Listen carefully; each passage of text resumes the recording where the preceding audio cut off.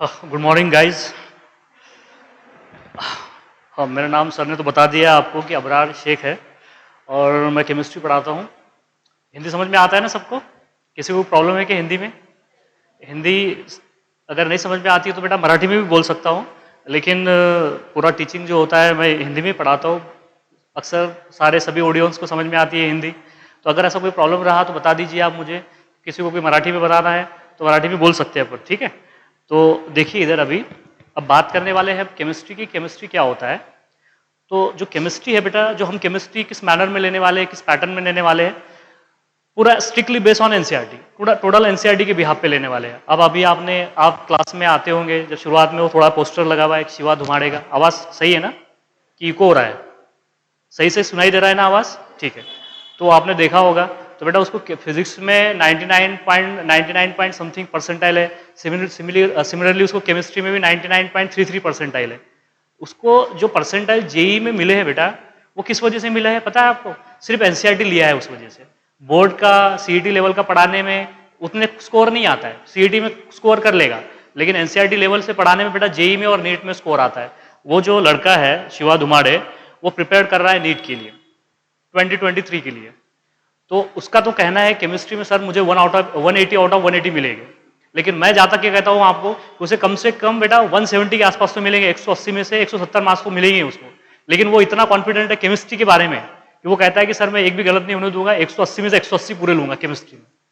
तो बेटा ये जो है अभी हमारे टेस्ट सीरीज भी चल रहे हैं, पूरे टोटल 720 मार्क्स के टेस्ट सीरीज चल रहे हैं। Full length paper total 10 paper होने वाले हैं, और उसको जो 10 पेपर जो हो रहे हैं बेटा, उसमें से जो पेपर हुए हैं उसको 720 में से 600 प्लस चल रहा है वो, मतलब फिजिक्स केमिस्ट्री बायोलॉजी में 710 में से जिनको नीट करना है वो बच्चे जानते हैं, या जेई जिनको करना है वो भी बच्चे जानते हैं कि अगर नीट जो होती है एग्जाम 720 मार्क्स की होती है बेटा। उसमें फिजिक्स होता है 180 का, केमिस्ट्री होता है 180 का, और 360 का बायोलॉजी होता है। तो केमिस्ट्री में वो कहता है कि सर मुझे 180 आउट ऑफ 180 मिलेंगे, लेकिन मैं थोड़ा ऊपर नीचे मान के चलता हूँ कि वो 170 प्लस तो ले ही लेगा केमिस्ट्री में। बाकी सब्जेक्ट में भी अच्छा स्कोर आएगा उसका, बायोलॉजी में भी और फिजिक्स में भी। क्योंकि क्यों आ रहा है उसका स्कोर? हम टेस्ट ले रहे हैं लगातार, तो सभी टेस्ट में वो 600 प्लस ही चल रहा है। एक खाली टेस्ट थी जो उसको 550 के आसपास मिली थी, लेकिन जितने भी टेस्ट हुए हैं अभी तक के 8-10 में से जो भी टेस्ट हुए हैं बेटा, उसको 600 प्लस ही नंबर से।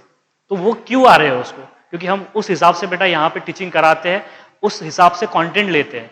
यहाँ पे अकॉर्ड में अगर आपको कहीं भी देख लेंगे आप, तो अगर एक नीट के अगर कोई क्वेश्चन सॉल्व करना चाहेगा बच्चा, उसे 10 क्वेश्चन दे देंगे तो 10 में से ज्यादा 2 क्वेश्चन अटेम्प्ट कर लेगा वो, क्योंकि उन्हें उस लेवल का पढ़ाया नहीं जाएगा, उस लेवल का पढ़ाया नहीं जाता है। और हमारे यहाँ का बच्चा अगर आप उन्हें 10 में से कोई भी प्रीवियस ईयर नीट के एग्जाम के क्वेश्चन दे दीजिए, आप उसे 10 में से कम 8 तो क्वेश्चन कर ही लेगा वो। ये इम्पैक्ट होता है कि बच्चों को जो एग्जाम में आता है वो पढ़ाना चाहिए, और उसके लिए बेटा थोड़ी मेहनत करनी पड़ती है, ज्यादा पढ़ना पड़ता है। हमें भी पढ़ना पड़ता है, आपको भी पढ़ना पड़ता है, हमें भी लगातार मेहनत करनी पड़ती है, आपको भी मेहनत करनी पड़ती है, हमें आपके ऊपर भी मेहनत करनी पड़ती है, आपसे भी मेहनत करा के लेनी पड़ती है। ये सारी बातें होती है। आपको धीरे धीरे देखो, एक लेक्चर में पहले दिन में सारी बातें बताना पॉसिबल तो नहीं है, तो धीरे धीरे जैसे जैसे आगे बढ़ेंगे वैसे वैसे हम बातें करते लगेंगे, ठीक है। तो अभी हम बात करने वाले हैं केमिस्ट्री की। तो देखो बेटा क्या है, देखो अब केमिस्ट्री की बात करेंगे। थोड़ा मैं स्लाइड चेंज कर देता हूँ, क्योंकि मुझे ये स्लाइड थोड़ा मुझे अच्छी नहीं लगती स्पेशली, तो बैकग्राउंड थोड़ा चेंज कर देता हूँ ताकि आपको अच्छे से विजिबल भी होगा। अभी विजिबल है, आपको अच्छे से नजर भी आएगा इसके ऊपर। चलिए इधर देखिए, बात करेंगे केमिस्ट्री की। तो केमिस्ट्री से पहले देख लीजिए कि क्या होता है साइंस। अब आप 11 साइंस में एडमिशन ले चुके हैं या लेंगे अभी, अब 12 का जैसे आपका 10th का रिजल्ट आएगा तो उसमें आपको पता है फिजिक्स, जिनको जेई करना है फिजिक्स केमिस्ट्री मैथमेटिक्स होता है, जिनको बायोलॉजी या फिर नीट करना है मेडिकल में जाना है तो उनके लिए फिजिक्स केमिस्ट्री बायोलॉजी होता है। लेकिन केमिस्ट्री फिजिक्स तो कॉमन है, दोनों को कंपलसरी होता है, ठीक है। तो हम केमिस्ट्री की बात से पहले बात करने वाले हैं किसकी, कि what is mean by science. Science क्या होता है? क्या लगता है आपको कि साइंस क्या होता है? आप 8, 9, 10 से बचपन से पढ़ते आ रहे हो, साइंस के बारे में पढ़ा है कि नहीं पढ़ा है आपने? क्या होता है साइंस में? बोलिए जरा, आपको क्या लगता है कि साइंस किसे कहेंगे? किस चीज का नाम है साइंस? देखो साइंस जो है, आपने देखा होगा कि साइंस में आप क्या करते हो, जैसे कि आपने पढ़ा होगा, फिजिक्स में पढ़ा होगा, मैटर की स्टडी होती है। मैटर समझता है ना, जैसे कि सॉलिड हो, लिक्विड हो या गैस हो, उसका स्टडी करते हैं। जैसे कि फॉर एग्जांपल बहुत सारे केमिकल सब्सटेंस होते हैं ना, जैसे कि मेडिसिन होती है। हमारे केमिस्ट्री का तो बहुत सारा यूज है हमारे डेली लाइफ में। मेडिसिन यूज करते हैं हम, पैरासीटामोल टैबलेट यूज करते हैं सर दर्द बुखार वगैरह के लिए, कुछ मलम क्रीम यूज करते हैं, एनाल्जेसिक दर्द वगैरह हो जाए तो उसको, जैसे कि आयोडेक्स वगैरह हो जाए, यूज करते हैं कि नहीं करते? तो ये क्या है, सारा का सारा क्या है, केमिस्ट्री का एप्लीकेशन है। डिटर्जेंट यूज करते हैं, सोप यूज करते हैं, ये किसका एप्लीकेशन है, केमिस्ट्री का एप्लीकेशन है। प्लांट्स या फिर एनिमल्स के बारे में पढ़ते हो आप, ह्यूमन बॉडी से रिलेटेड बात करते हो, तो ये क्या है, ये बायोलॉजी है। समझ में आ रही ना बातें? मतलब ये सारा जो है बेटा, जो जो हम इन्वायरमेंट में देख पा रहे हैं, जितना नेचर में या यूनिवर्स में जो चीजें बेटा प्रेजेंट है, उनको जो देख पा रहे हैं या उनके बारे में समझ पा रहे हैं या उनके बारे में हम पढ़ रहे हैं, वो सारा कुछ क्या है बेटा, साइंस ही है। सब कुछ साइंस है। तो कोई भी चीज को समझने के लिए, मुझे एक बात बताइए, कोई भी चीज के समझने के लिए, कोई भी चीज को अंडरस्टैंड करने के लिए हमें सबसे जरूरी चीज क्या होती है, उसे पहले देखना होता है आपको। देखो ये मान लीजिए, ये बेटा ये पेन है, ये आपको पता नहीं कि अभी क्या है करके, कोई नई चीज आपके सामने मैंने रख दिया कि ये क्या है करके, तो आप तो पहले से गौर से देखोगे, ऊपर नीचे से देखोगे कैसा दिख रहा है, कैसा नजर आ रहा है। तो सबसे पहली बात होती है बेटा ऑब्जर्वेशन। देखने को क्या कहते हैं, ऑब्जर्वेशन, मराठी में निरीक्षण कहते हैं उसे। कोई भी चीज को आप पहले क्या करोगे बेटा, ऑब्जर्व करोगे। ऑब्जर्व करने के बाद में अब देखोगे कि ये चीज किससे बनी हुई है, पेन। आपको अभी तो पता है कि ये पेन है, मान लीजिए सपोज मान लिया आपने कि आपको पता नहीं, तो सबसे पहले आप देखने वाले, उसे ऑब्जर्व करने वाले ऊपर नीचे से, इसका शेप क्या है, इसका साइज क्या है। बाद में क्या करने वाले हो आप, इसका कंपोजिशन देखने वाले हो कि ये किससे बना है। तो इस कंपोजिशन को देखने के लिए इसका ऑपरेशन करना पड़ेगा, आपको तोड़फाड़ करना पड़ेगा ना आपको। यहाँ पे इसकी क्या करना पड़ेगा, इसके अंदर क्या है, इसके अंदर रबर है, प्लास्टिक्स है, ये आपको कब समझ में आएगा, जब इसका क्या करोगे आप, ऑपरेशन करोगे, मतलब तोड़फाड़ करोगे इसकी, ठीक है। और उसके बाद में आप देखोगे कि वो किस चीज से मिलके बना है, किस चीज से मिलके बना है। ये कब समझ में आएगा आपको, कि जब आप उसको ब्रेक डाउन करोगे, उसके अंदर कंस्टिट्यूएंट पार्टिकल्स क्या है, उसके अंदर कंस्टिट्यूएंट्स क्या है, वो किस चीज से बना है, मतलब उसका कंपोजिशन क्या है, उसे क्या कहते हैं बेटा, कंपोजिशन। जो कोई चीज, जैसे कि फॉर एग्जांपल ह्यूमन बॉडी का कंपोजिशन क्या होता है, मसल्स होते हैं ना, बोन होती है, और क्या क्या होते हैं, ब्लड होता है, हार्ट होता है, लंग्स होते हैं, ये क्या है, कंपोजिशन है ना। कंपोजिशन, हमारा कंपोजिशन ऐसे ही होता है। तो बेटा इस चीज का भी क्या होगा, कुछ ना कुछ क्या होगा, कंपोजिशन होगा। ये हमें कब समझ में आएगा, जब हम इसे क्या करेंगे बेटा, इसके ऊपर स्टडी करेंगे, इसके ऊपर रिसर्च करेंगे, तब समझ में आएगा कि इसका कंपोजिशन क्या है, ठीक है। बाद में क्या करोगे आप, इसके ऊपर एक्सपेरिमेंट करोगे, कुछ ना कुछ तो एक्सपेरिमेंट करोगे ना आप इसके ऊपर, कि इसका इस्तेमाल क्या कर सकते हैं हम। अभी आपको पता है कि इसका बेटा बोर्ड पे लिखने के लिए इस्तेमाल किया जाता है। समझ में आ रही ना बातें? तो ये सारी जो चीजें हैं हम स्टडी करते हैं। जैसे कि पहले बात करेंगे ऑब्जर्वेशंस की, ऑब्जर्वेशन के बाद में उसके ऊपर एक्सपेरिमेंट करेंगे, एक्सपेरिमेंट के बाद में हमें समझ में आएगा कि उसका कंपोजिशंस क्या है। उसके बाद में आप सोचोगे, रीजनिंग कहते हैं उसे क्या कहते हैं बेटा, रीजनिंग का मतलब है कि आप सोचोगे कि इसका इस्तेमाल हम कैसे कर सकते हो। बोर्ड पे लिखने के लिए इस्तेमाल कर सकते हो, या शैतानी दिमाग लगा के किसी को मारने के लिए इस्तेमाल कर सकते हो। समझ में आ रही ना बातें? तो ये क्या है बेटा, ये रीजनिंग है कि हम इस चीज का जो हमें मिली है बेटा, इसका इस्तेमाल कैसे करेंगे। तो इन चीजों का नॉलेज गेन करना, कैसे गेन करना, ऑब्जर्वेशन से, एक्सपेरिमेंट से एंड रीजनिंग से। That kind about the science, उसी को क्या कहते हैं बेटा, साइंस कहते हैं। तो देखो मैं डेफिनेशन लिख के बताता हूं आपको, समझ में आएगी बेटा। What is mean by science, तो सबसे पहले देख लीजिए कि साइंस होता है।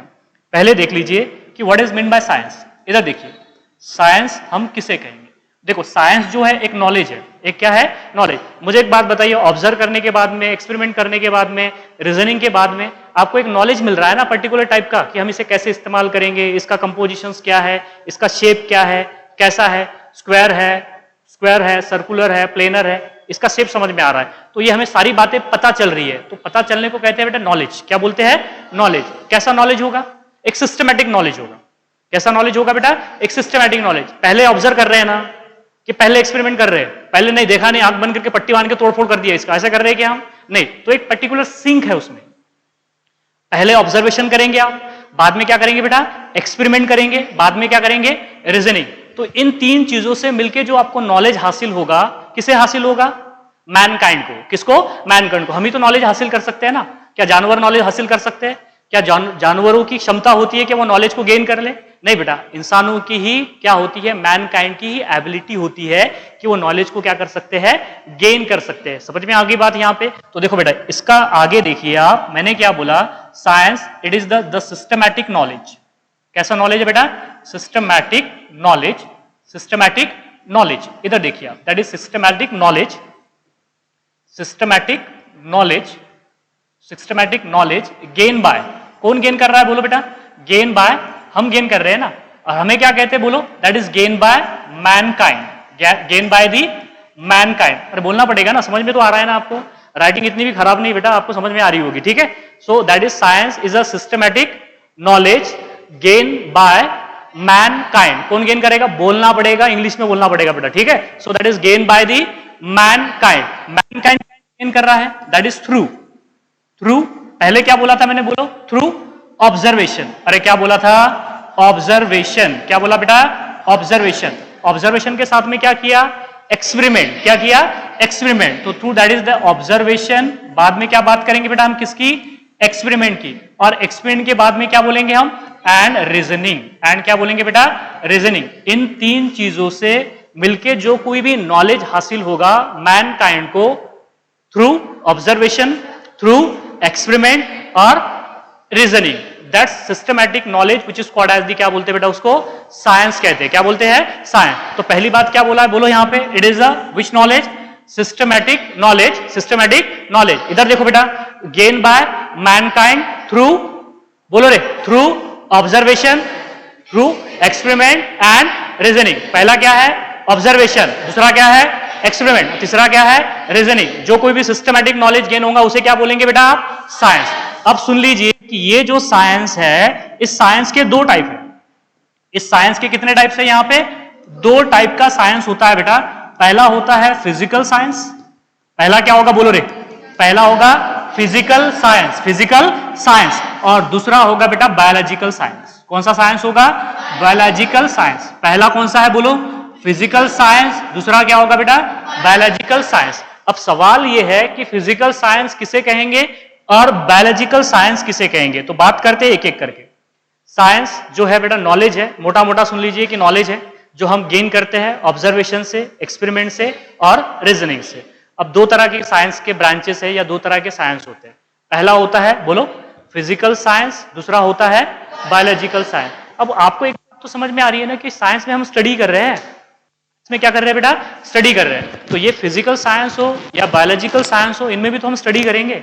अब सवाल ये है कि हम फिजिकल साइंस में किसका स्टडी करेंगे, बायोलॉजिकल साइंस में किसका स्टडी करेंगे? तो इधर देख लीजिए बेटा, in physical science there is a study of non living things. किसका स्टडी करेंगे हम? नॉन लिविंग थिंग्स का। बेटा जिसमें हम नॉन लिविंग थिंग्स का स्टडी करते हैं उसे क्या कहते हैं? बोलो फिजिकल साइंस। क्या बोलेंगे उसे? Physical science. और जिस साइंस में हम लिविंग थिंग का स्टडी करेंगे, the science in which the study of बोलो रे, study of living things, that science which is called as the, उसे क्या बोलेंगे? Biological science. समझ में आया? सिंपल है। जिसमें हम लिविंग थिंग का स्टडी करेंगे उसे क्या बोलेंगे? Biological science. और जिसमें हम नॉन लिविंग थिंग का स्टडी करेंगे उसे क्या कहेंगे?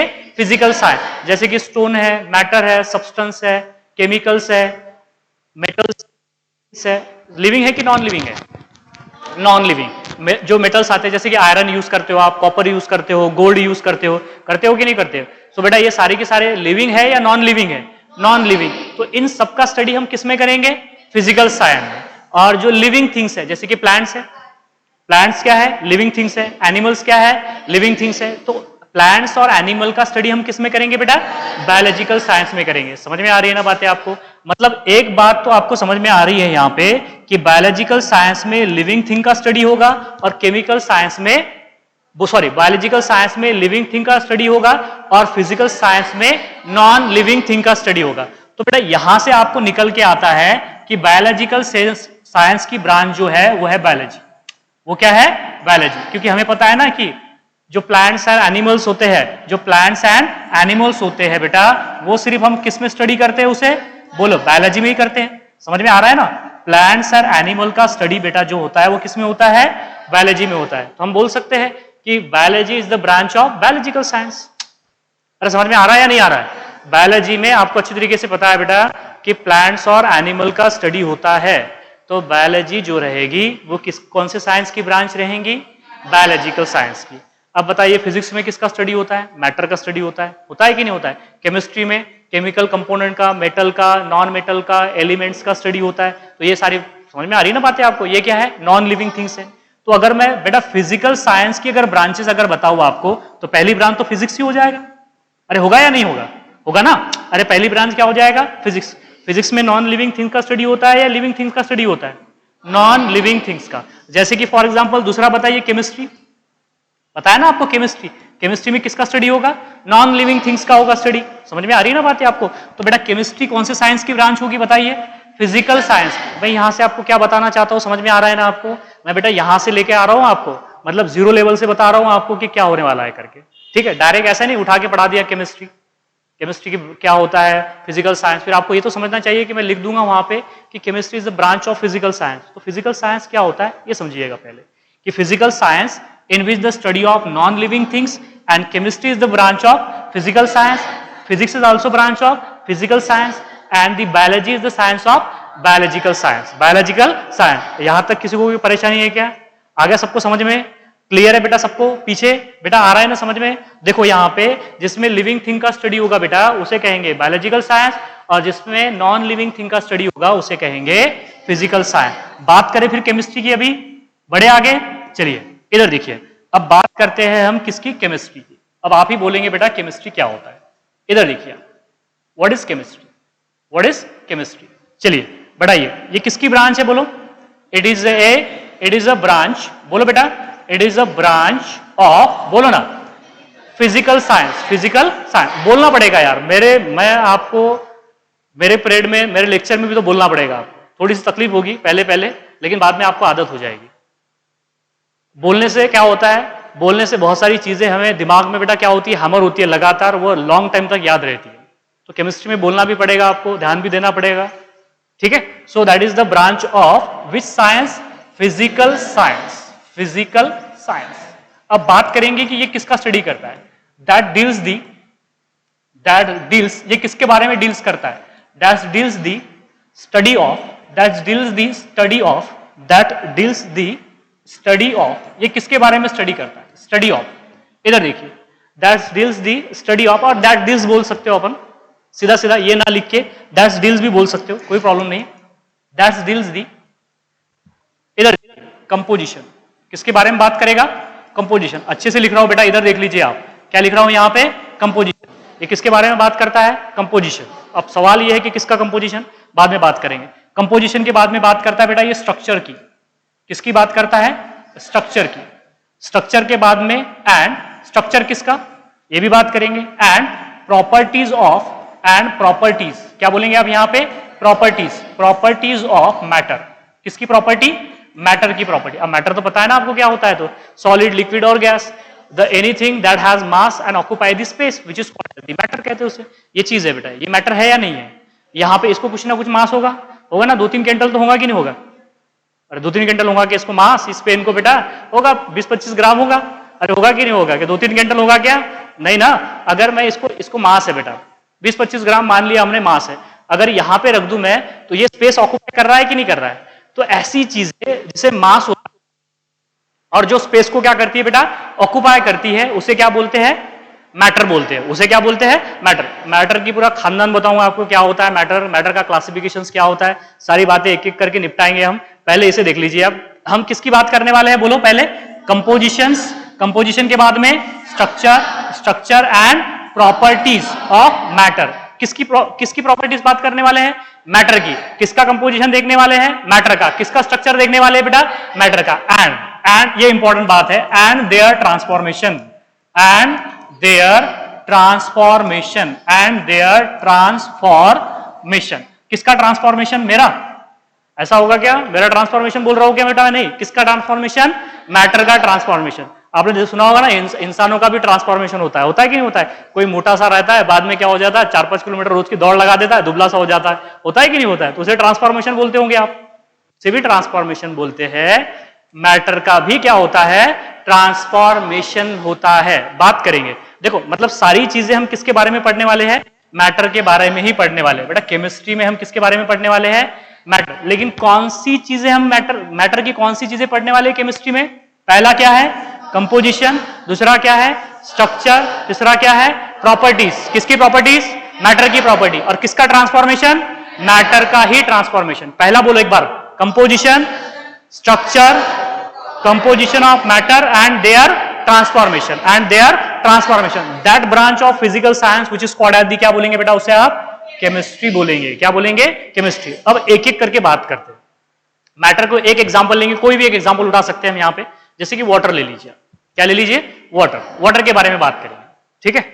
अब अगर आपसे मैं पूछूं कि वाटर का कंपोजिशन क्या है, ये देख लीजिए, यहाँ पे एक बर्तन लिया हमने, बर्तन समझता है ना आपको? हाँ, एक कंटेनर लिया बेटा हमने, एक कंटेनर लिया, इसके अंदर वाटर है। मैंने क्या बोला? इसके अंदर वाटर है, ठीक है। वाटर का फॉर्मूला क्या होता है? बोलो बेटा। H2O होता है ना, H2O। ये तो आपको ऑलरेडी पता है कि H2 है। अगर मैं आपसे पूछूं कि इस वाटर का कंपोजिशन क्या है, बताइए। अगर मैं आपसे पूछूं बेटा कि इस वाटर का कंपोजिशन क्या है, कंपोजिशन ऑफ वाटर, मतलब समझ में आ रहा है क्या? कंपोजिशन मतलब वो वाटर किस चीज से मिलके बना हुआ है, वो किससे मिलके बना हुआ है, बताइए जरा, किससे मिलके बना हुआ है? क्या नजर आ रहा है आपको? कितने हाइड्रोजन और ऑक्सीजन से मिलके बना हुआ है? अरे किससे मिलके बना हुआ है? हाइड्रोजन और ऑक्सीजन से। बता सकते हो ना, देख के बता सकते हो ना बेटा की वॉटर जो आहे तो हायड्रोजन आणि ऑक्सिजन मिळून बनलेला आहे, त्याच्यामध्ये 2 हायड्रोजनचे ॲटम आहेत आणि 1 ऑक्सिजनचा ॲटम आहे। तर इथं लिहू शकतो आपण बेटा, पहा याच्यामध्ये काय आहे? 2 हायड्रोजनचे ॲटम आहे आणि 1 काय बेटा? ऑक्सिजनचा ॲटम। झालं कंपोजिशन। कोणाचं कंपोजिशन आहे हे? वॉटरचं कंपोजिशन, ठीक है।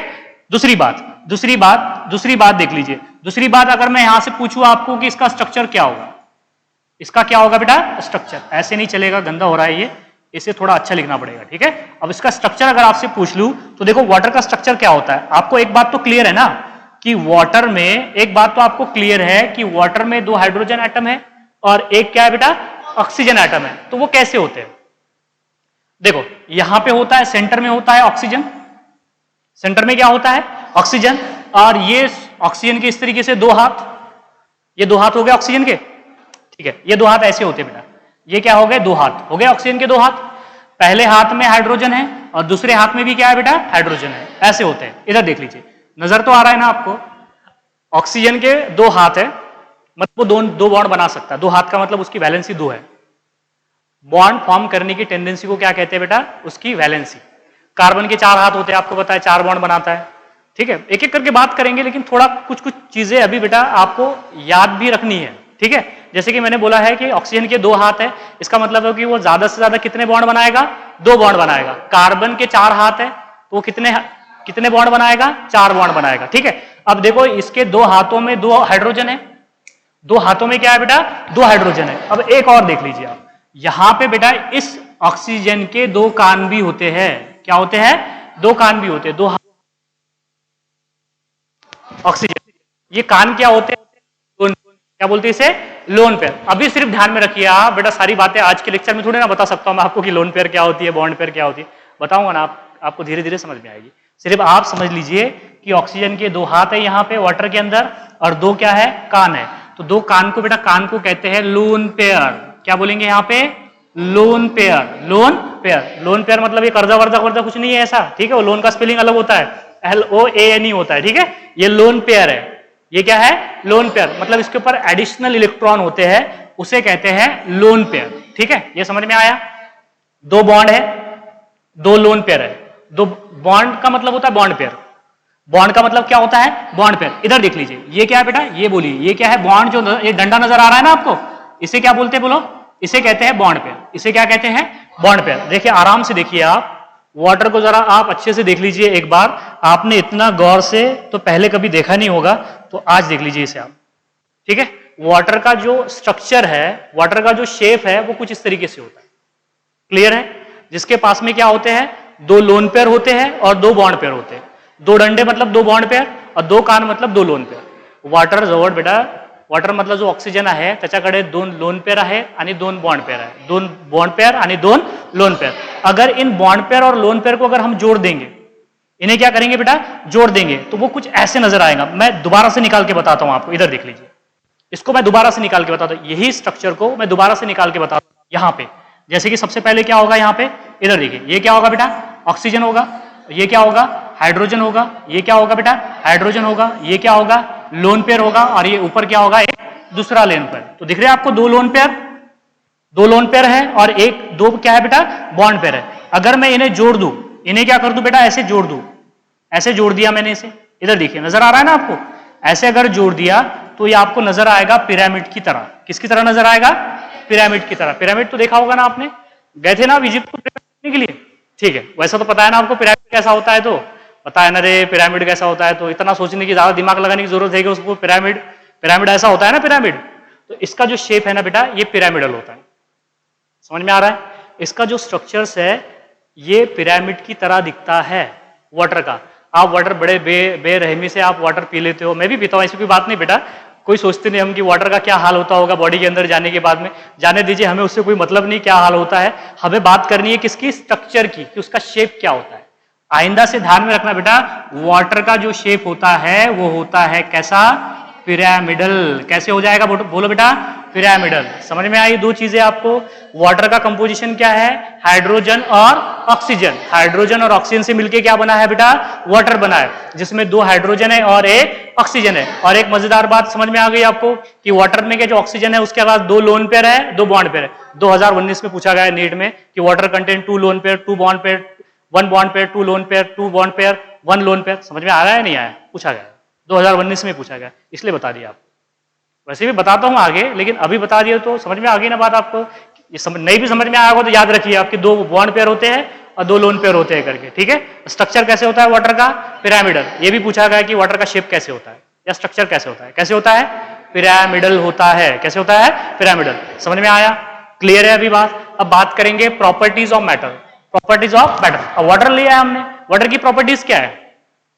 वाटर का कलर कौन सा होता है, काला पीला नीला, कौन सा होता है, कौन सा होता है रे, कलरलेस। वाटर पीते हो ना इतना सोचना पड़ता है कि यार वाटर का कलर कौन सा होता है, कलरलेस। वाटर का टेस्ट कैसे होता है, मीठा होता है, फीका होता है, खारा होता है या टेस्टलेस होता है, टेस्टलेस होता है। क्या होता है, टेस्टलेस। समझ में आ रही है ना बातें आपको। वाटर का बॉइलिंग पॉइंट कितना है, कितने टेम्परेचर पे बॉइल हो जाता है water, 100 degree Celsius. Very good, कितने डिग्री सेल्सियस पे, 100 डिग्री सेल्सियस पे। वाटर का फ्रीजिंग पॉइंट क्या है, वाटर आइस में कब कन्वर्ट हो जाता है, 0 डिग्री सेल्सियस पे, 0 डिग्री सेल्सियस। ये क्या है, वाटर की प्रॉपर्टी है।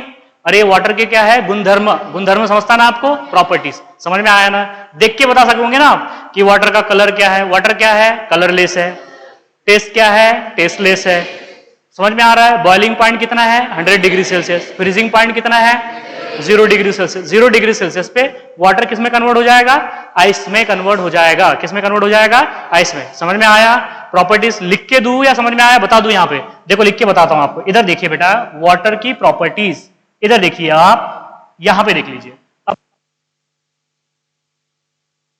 आप किसकी बात करने वाले हैं बेटा, हम प्रॉपर्टीज ऑफ वाटर। बहुत सारी प्रॉपर्टीज है, लेकिन कुछ प्रॉपर्टीज तो आपको समझा देता हूं।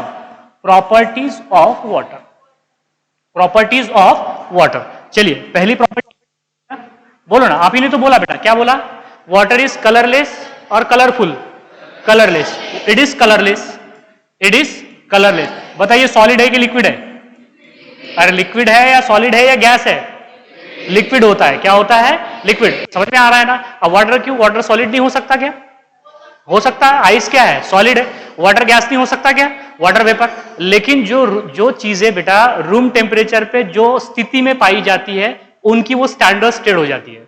दोबारा से सुनो, रूम टेम्परेचर पे जो चीजें बेटा जो स्टेट में पाई जाएगी वो उनकी स्टैंडर्ड स्टेट हो जाएगी।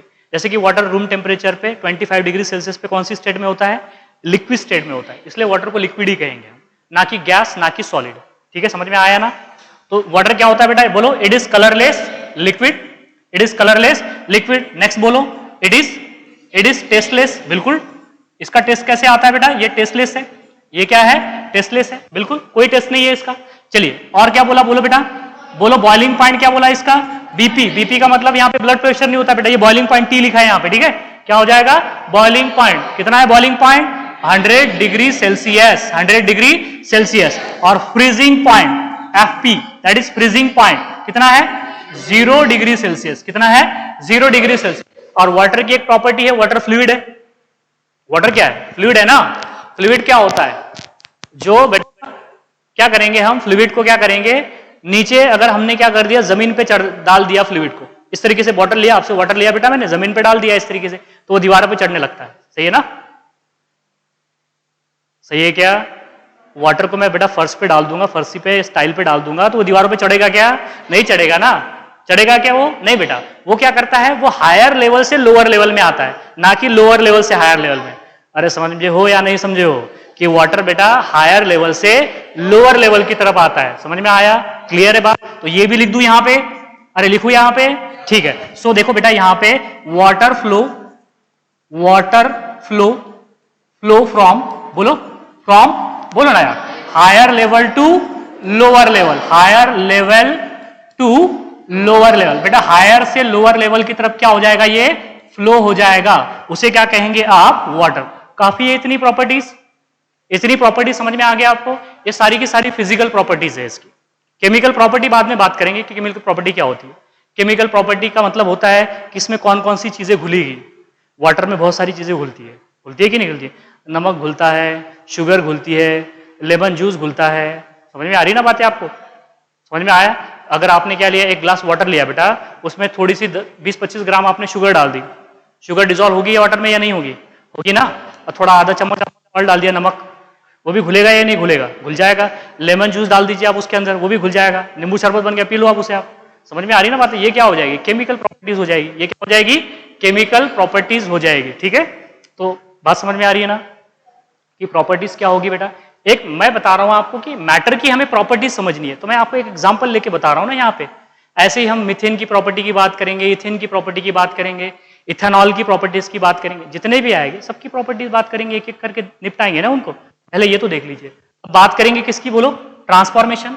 अरे टोटल कितने बात पढ़ने वाले हैं, बस 10 मिनट में खत्म करने वाला हूं। ट्रांसफॉर्मेशन की बात करेंगे। ट्रांसफॉर्मेशन समझ, देखो पहले कंपोजिशन समझ में आया, कंपोजिशन क्लियर है सबको बेटा कि वाटर का कंपोजिशन क्या है। अब मैटर का कोई भी मैटर हो, जैसे कि CH4 है, मीथेन है, मीथेन का कंपोजिशन क्या होगा, एक कार्बन और 4 हाइड्रोजन। एक कार्बन है उसमें और क्या है बेटा, 4 हाइड्रोजन है। ये किसका कंपोजिशन है, मीथेन का कंपोजिशन है। क्लियर है बात यहाँ पे, किसी का भी कंपोजिशन निकाल सकते हैं, ठीक है, किसी का भी स्ट्रक्चर देख सकते हैं। जैसा हमने देखा है कि वाटर का स्ट्रक्चर कैसे है, पिरामिडल है, वाटर का स्ट्रक्चर पिरामिडल है, वैसे स्ट्रक्चर देख सकते हैं, इथेन का स्ट्रक्चर देख सकते हैं। एक एक करके बात करेंगे ना। अब बात करेंगे ट्रांसफॉर्मेशन, इधर देखो आप बेटा, बात करेंगे लास्ट में ट्रांसफॉर्मेशन ऑफ वाटर। ट्रांसफॉर्मेशन का मतलब क्या होता है, ट्रांसफॉर्मेशन का मतलब होता है फिजिकल स्टेट का ट्रांसफॉर्मेशन। ट्रांसफॉर्मेशन, अब ट्रांसफॉर्मेशन क्या है, फिजिकल स्टेट चेंज होना। क्या मैं वाटर जो है वो लिक्विड स्टेट में है, वाटर की जो स्टैंडर्ड स्टेबल स्टेट है कौन सी है बेटा, लिक्विड है। क्या मैं उसे गैस में कन्वर्ट कर सकता हूं, कर सकते हैं ना। वाटर लो आप, एक बर्तन में वाटर लो, उसे आपको गैस में करना है तो फ्रिज में ले जाकर रख दो आप, सही है ना। अरे सही है क्या, नहीं ना, फिर बेटा जो सही है उसे सही बोलना है, जो नहीं है वो नहीं बोलना है, उसको डरना है क्या उसको, नहीं ना। वाटर को बेटा, वाटर हमने एक बर्तन में वाटर लिया, उसे फ्रिज में रख दूंगा तो वो सॉलिड में चला जाएगा ना रे, वो गैस में जाएगा क्या, नहीं। उसको अगर गैस में भेजना है तो क्या करना पड़ेगा, उसे उबालना पड़ेगा ना, उसको हिट करनी पड़ेगी, उसे क्या करनी पड़ेगी, हिट करनी पड़ेगी। इसी को ट्रांसफॉर्मेशन कहते हैं, इसी को क्या बोलते हैं बेटा, ट्रांसफॉर्मेशन बोलते। इधर देखो बेटा, ये H2O क्या है बोलो, लिक्विड है। इधर देखिए, इधर देखिए, आराम से लिखता हूं, आराम से लिख रहा हूं, फास्ट तो नहीं बोल रहा ना मैं, समझ में आ रहा है ना कि फास्ट हो रहा है, नहीं ना। कभी कभार क्या हो जाता है बेटा, कभी कभार क्या होता है पढ़ाते वक्त एक आधे बार गियर बढ़ जाते हैं ऑटोमेटिक, ठीक है, तो थोड़ा बोलिएगा, अगर नहीं समझ में आया तो गियर अपन कम भी कर सकते हैं। चलिए इधर देखिए, इधर देखिए बेटा, ये है मेरे पास में H2, क्या है H2O।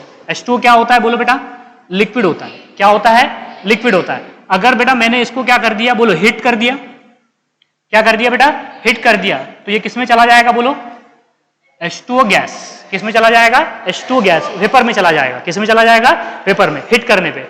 तो देखो फिजिकल स्टेट चेंज हुई या नहीं हुई, फिजिकल स्टेट क्या हो गई, चेंज हो गई। अगर हाँ, अगर आपने क्या किया बेटा, इसको उल्टा कर दिया, इसको कूल कर दिया आपने, क्या कर दिया, वाटर वेपर को कूल कर दिया, तो किसमें आ जाएगा, लिक्विड में आ जाएगा। कूल कर दिया मतलब वाटर वेपर को अगर आप कूल करोगे तो बेटा लिक्विड में चला जाएगा ना वो। नहीं समझ में आ रहा है रे, अरे वाटर जो है वो लिक्विड है, उसको हम हीट करेंगे तो वो किसमें, वाटर वेपर क्या होते हैं, गैस होते हैं। क्या होते हैं, गैस। तो ट्रांसफॉर्मेशन हो गया ना, यहाँ पे लिक्विड किस में चला गया, गैस में चला गया। किस में चला गया, गैस में। क्या मैं इस वाटर वेपर को कूल करके लिक्विड में कन्वर्ट नहीं कर सकता, क्या कर सकते हैं ना। बारिश का जो पानी आता है, पता है ना आपको, कंडेंसेशन बोलते हैं उसको, बोलते कि नहीं बोलते, वाटर साइकिल पढ़ा होगा ना आपने, जो बेटा रिवर में का, पॉन्ड में का, लैक में का या ओशन में का जो वाटर वेपर से ऊपर जाते हैं, ऊपर जाके बादल बन के फिर से बरसते हैं बारिश के दिनों में। अभी तो बिन बारिश मतलब बिन मौसम बारिश हो रही है, अभी 2-4 दिनों से हो रही है ना, ठीक है। इधर देख लीजिए, तो वो क्या होता है कि नहीं होता है ऐसे। अरे वाटर वेपर्स ऊपर जाएंगे, ऊपर जाके कूल होके फिर से बारिश हो जाएगी, मतलब फिर से पानी में कन्वर्ट हो जाएगा ना वो, वही तो बोल रहा हूँ यार मैं, यहाँ पे नई चीजें क्या बोल रहा हूँ, आप देख रहे हो ना, रात दिन देख रहे हो आप। तो वाटर गैस का कन्वर्शन वाटर लिक्विड में, इसे भी ट्रांसफॉर्मेशन बोलते हैं। क्या बोलते हैं इसे? ट्रांसफॉर्मेशन। क्यों रे बेटा, यहाँ पे बताइए, मेरे पास में वाटर सॉलिड है, वाटर क्या है बेटा? सॉलिड है। क्या बोलते हैं इसको? आइस। आइस को हीट करूंगे तो वाटर लिक्विड में चला जाएगा। अरे वाटर लिक्विड में जाएगा या नहीं जाएगा? जाएगा ना। वाटर लिक्विड को फ्रीज में रख दोगे आप, मतलब और कूल करोगे आप, तो किस में चला जाएगा? सॉलिड में। तो देखो, सॉलिड का लिक्विड में, लिक्विड का गैस में, गैस का सॉलिड में, सॉलिड का गैस में, इसे क्या कहते हैं? ट्रांसफॉर्मेशन।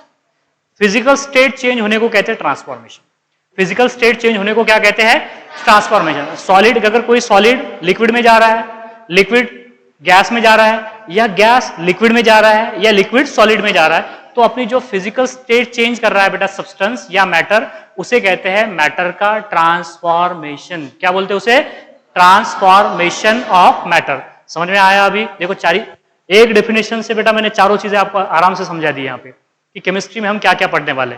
मोटा मोटा बता रहा हूं, मोटा मोटा क्या, थोड़ा बारीक भी बताया आपको कि यहाँ पे क्या होता है करके। ठीक है, तो समझ में आया आपको कि केमिस्ट्री में हम किसकी बात करने वाले हैं? कंपोजिशन की। दूसरा बोलो बेटा, स्ट्रक्चर। स्ट्रक्चर के बाद प्रॉपर्टीज। किसकी प्रॉपर्टीज?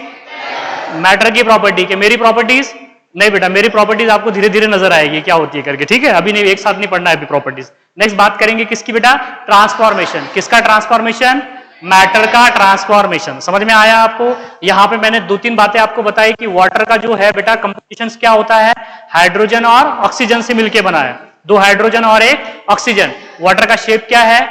पिरामिडल। बोलना पड़ेगा आपको, वाटर का शेप क्या है? पिरामिडल। कितने लोन पेयर, कितने बॉन्ड पेयर है वाटर के अंदर? 2 lone pair, 2 bond pair. 2 lone pair और 2 बॉन्ड पेयर। समझ में आया? वाटर की प्रॉपर्टीज बता दिया आपको। वाटर की प्रॉपर्टीज के बाद में वाटर का क्या बताया? ट्रांसफॉर्मेशन। इन सारी चीजों को हम किस में पढ़ने वाले हैं बेटा? केमिस्ट्री के अंदर पढ़ने वाले हैं। समझ में आ गई बात? यहाँ पे क्लियर है सबको? ट्रांसफॉर्मेशन समझ में आ रहा है बेटा? फिजिकल स्टेट का चेंज होना, उसी को हम ट्रांसफॉर्मेशन कहते हैं। क्लियर है बात? साइंस समझ में आया? कैसा नॉलेज है science? Systematic knowledge gain by हाथी घोड़ा मैनकाइंड। कौन गेन करेगा उसे? मैनकाइंड गेन करेगा। Gain by mankind through observation. Very good. क्या बोलेंगे? Observation. Through observation, experiment and reasoning. Observation, experiment and reasoning, which is called as, क्या बोलेंगे उसे? Science. There are how many types of science are there? 2 types. Number 1 physical science, दूसरा क्या रहेगा रे? Biological science. Physical science में study of non living things. किसकी study करेंगे? Non living thing. Biological science में किसकी स्टडी करेंगे? लिविंग थिंग्स की। जैसे कि प्लांट्स हो गया, एनिमल हो गया। किस में स्टडी करते हैं? प्लांट्स और एनिमल का? बायोलॉजी में। और जो केमिस्ट्री है, फिजिक्स है बेटा, या फिर जो अदर ब्रांचेस है साइंस के, उसका स्टडी किस में हो जाएगा बेटा? Physical science. फिजिकल साइंस की ब्रांच है केमिस्ट्री और फिजिक्स। फिजिक्स जो केमिस्ट्री है, केमिस्ट्री में किसका स्टडी करते हैं? बोलो। पहला क्या है? कंपोजिशन। बोलना पड़ेगा बेटा, क्या है? कंपोजिशन। दूसरा है स्ट्रक्चर। तीसरा है properties of matter. Properties of matter. चौथा क्या है बेटा? Transformation of matter. Transformation of matter. Clear है बात? यहाँ पे कल के लेक्चर में बात करेंगे हम, that is branches of chemistry. Chemistry की कौन कौन सी ब्रांच है? इनऑर्गेनिक केमिस्ट्री क्या होती है? ऑर्गेनिक केमिस्ट्री क्या होती है? फिजिकल केमिस्ट्री क्या होती है? एनालिटिकल केमिस्ट्री क्या होती है? बायो केमिस्ट्री क्या होती है? एक एक करके देखेंगे। समझ में आया आज का? क्लियर है सबको बेटा? देखो, जो बेटा डे 1 से प्रेजेंट रहेंगे बच्चे, उनको सारी चीजें समझ में आएंगे। जो बीच में आएंगे, एब्सेंट रहेंगे, तो उन्हें फिर समझने में, फिर आप क्या बेटा, मैं यहाँ पे मतलब मैं तकरीबन केमिस्ट्री 10 या 11 साल से पढ़ा रहा हूँ। 11 साल से पढ़ा रहा हूँ। तो अगर झकोले मारोगे, बीच में गैप मारोगे, तो 20 साल 30 साल वाला पढ़ाने वाला टीचर भी रहेगा तो उसका भी समझ में नहीं आएगा आपको। ईमानदारी से प्रेजेंट रहना पड़ता है हर चीज को, और समझने की कोशिश करना पड़ता है। समझा के तो दूंगा आपको, मैं समझाने की अच्छे से कोशिश करूंगा आपको, ऐसी कोई बात नहीं, क्योंकि आपको बेटा सारी चीजें नहीं है, धीरे धीरे आपको समझ में आएगी। धीरे धीरे लेवल भी बढ़ाने वाले हैं, लेकिन जो बच्चे रेगुलर रहेंगे, शुरुआत से रहेंगे, उनको सारी चीजें समझ में आएगी। अब देखो, एक्चुअल में बैचेस जो होती है, क्लासेस जो होती है बेटा, वो जून से स्टार्ट होती है, लेकिन आप अभी से कर रहे हो ना, तो बेटा जो बच्चे जून में आएंगे ना, उससे 2 महीने आगे रहेंगे आप। बिल्कुल, आप ही सोचो, उनसे आगे रहेंगे आप, हर चीज में आगे रहेंगे। फिजिक्स में, केमिस्ट्री में, बायोलॉजी में, मैथमेटिक्स में, उनसे आगे रहोगे आप। उनको अच्छे से, मतलब उनमें और आप में रेस लगी है, तो बेटा 4 कदम तो आप वैसे ही उनसे आगे निकल गए ना, तो ये एडवांटेज होता है इसका। इसलिए हम बार बार बोल रहे हैं कि शुरुआत से प्रेजेंट रहना पड़ता है। आपके जो फ्रेंड्स वगैरह है, उन्हें भी बोलिए आप कि प्रेजेंट रहे शुरुआत से, ताकि समझने में आसानी हो आपको। ठीक है, तो चलिए ठीक है, थैंक यू बेटा। इसके आगे का जो है हम कल के लेक्चर में डिस्कस करने वाले हैं। अभी का सर ने बोला है कुछ जाने का बोला था क्या?